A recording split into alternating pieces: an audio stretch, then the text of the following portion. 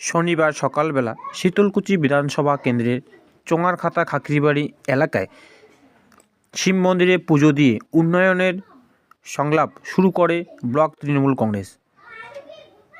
দলীয় নির্দেশে এদিন গোটা রাজ্যের পাশাপাশি শুরু হয়েছে শীতলকুচি বিধানসভা কেন্দ্রের বিভিন্ন এলাকায় উন্নয়নের সংলাপ প্রচার। তাই এদিন পঞ্চায়েত সমিতি ভিত্তিক শুরু হয়েছে উন্নয়ন সংলাপ। এদিনের কর্মসূচিতে উপস্থিত ছিলেন জেলা তৃণমূল কংগ্রেসের চেয়ারম্যান গিরীন্দ্রনাথ বর্মন, ব্লক সভাপতি মহেন্দ্র বর্মন, শীতলকুচি ব্লকের সংখ্যালঘু সেলের সভাপতি জাকির হোসেন, পঞ্চায়েত সমিতির সভাপতি মদন চন্দ্র বর্মন সহ অন্যান্য নেতৃত্বরা।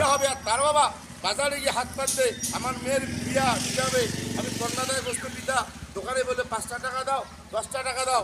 আজকে আর মানুষ হাত পাতে না, বলছে আমি রাজ্যের মহিলা মুখ্যমন্ত্রী, আমার রাজ্যের একটা মেয়ের বিয়া হবে, আর তার বাবা বাজারে গিয়ে হাত পাতবে।